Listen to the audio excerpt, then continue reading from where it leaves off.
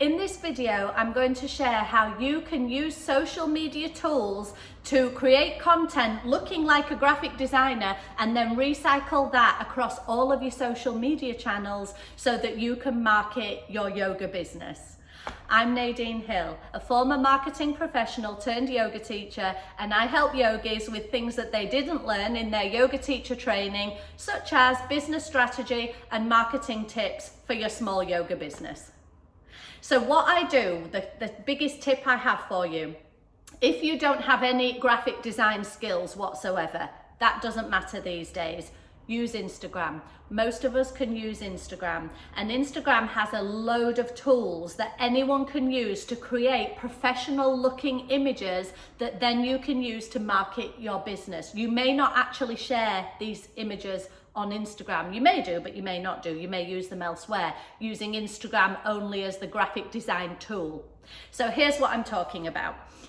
If you take, don't be afraid to take selfies of yourself doing various yoga poses, whatever you want to do. I've done this. If you look at my Instagram channel, it's at I am Nadine Hill. I'll put a link below. If you have a look at my Instagram channel, you'll see me doing loads of yoga poses. Fortunately, yoga is something that's quite attractive to look at for many people, and you can do it in lots of different locations. It's the perfect medium for sharing on Instagram. So what I tend to do is do a selfie of yourself in a yoga pose, then open up your Instagram and go into create a story, Instagram story. Then you'll be offered the selection to select which image you want to put within your Instagram story. Select the image of you doing the yoga pose. And then from there, you've actually got a range of tools that you can use to promote your yoga classes. You can promote anything that you wish to. So it could be, for example, you've got the image there. Sometimes I use my 2 fingers to swipe in and make the image smaller so that you can fit text around the image, because sometimes text directly on the image, sometimes it works, sometimes it doesn't. You'll know from looking at it whether you think that the background is too cluttered for words to appear. So what I do is I make my image smaller, so it might be me, Warrior 2, in the middle of the image, and then above that I might say new yoga class launch, new class launch Tuesdays 1 p.m. and I'll put that in text using a text box above the yoga image, and then underneath that I might put a web address, or I might use one of the GIFs that Instagram has of somebody doing yoga, or the words yoga time, or a mat unrolling, or something like that. Instagram has all of these ready-made graphics that are already there that you can just simply select and grab and then resize by using your 2 fingers on a smartphone to make the size bigger. You can make it smaller, whatever. You can drag it around the image and put that yoga mat wherever you like, so that visually you're building it up as you go, this one poster, if you like, for your yoga business. And once I have the image that I want, new yoga class and all of the little various GIFs and animations, once I have it the way I want it, sometimes I share it on Instagram stories, I let it go, and then that's great, it's done. But so often I take a screenshot of that, even if I never intend on publishing that image on my Instagram story. Take a screenshot, you've got it on your phone then, with all of the graphics that you've layered on top of your original image. This is how you're using Instagram as a graphic design machine for your business. Okay, and it's very intuitive. Instagram is very easy to watch, easy to use, and there's plenty of tutorials. If there's anything you are struggling with, there are plenty of tutorials. If you put it in a search engine, you'll find something that will tell you to do what you want to do.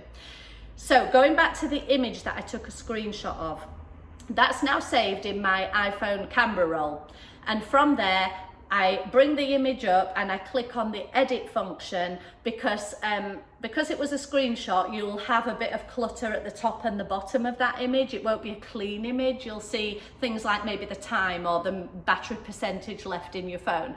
So I will click the edit function and use the crop button, which is I can't do it. It's a square. I'm not doing it very well. It's like a square symbol. That's the crop. And then you can move the lines to what you want to crop out, hit crop, and then that will save it as a brand new image. Now you have a fresh piece of content that you can use on Instagram stories if you want. You can use it on your Instagram grid. You can use it on your Facebook page if you've set up a page for your yoga business. You can use it on Twitter. You can use it wherever. Now, what I tend to do is, because you might have followers who follow you on various different channels, or you might have people who only use Twitter or only use Instagram, etc. So what I tend to do is I will use the same piece of content across all of my social channels, but I space it out. This is where being organized helps, because if somebody follows you on Twitter and on Instagram or on Facebook, they don't want to see the same image on the same day. I know it makes it very easy because Instagram and Facebook are one and the same. You can run your Instagram and Facebook account from the Meta Business Suite. So I know that they are the same and you can publish to both channels simultaneously. I tend not to do that, just because there are people who follow me on Facebook who also follow me on Instagram. And I don't particularly like it when I see somebody's thing on Instagram and then I see it on Facebook. I mean, I don't actually really care that much, to be honest. That sounded very judgy. I don't like it. I don't actually care that much. But for me, I've worked hard on that one piece of content. I want it seen and appreciated by as many people as possible. And if they've already seen that piece of content on Instagram, they're not going to read the caption that I put on Facebook, even if I've tweaked it and made it different. However, if you put them a week and a half, 2 weeks apart, often they might have forgotten that they've already seen that image on Instagram. We're all assaulted with so many images every day, we don't always remember if we might have seen something before. And so it imprints into the brain a second time. So I take my one piece of content and I share it on the different channels, but I make a note in my diary of when, maybe a week later, I'll put that on Facebook or whatever. So that's how you can take one piece of content and share it across your channels. You don't have to come up with new content all the time. However, if you are a yoga business, you've got an excellent medium there to share on social, just because visually it looks so great. It's like people who run a coffee shop. Coffees, I like coffee. I like seeing barista art. I like taking pictures of my coffee. It's a nice visual medium, as is yoga. So it's a great way to be able to spread the word about your yoga business. For more tips like this, do hit subscribe on my YouTube channel. Click like on this video if you found it valuable. And if there's anything that you want me to cover in terms of marketing tips for yoga businesses in a future video, then please do leave me a comment below. Let me know what you would like to know about, and I can craft a video to address that. Until then, before I go, I almost forgot.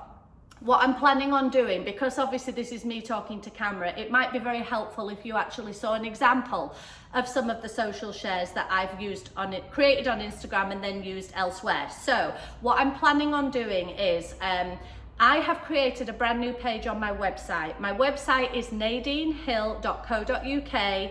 And then if you do /YouTube, I've created a special page purely for these videos where I can put examples of the kind of thing that I'm talking about.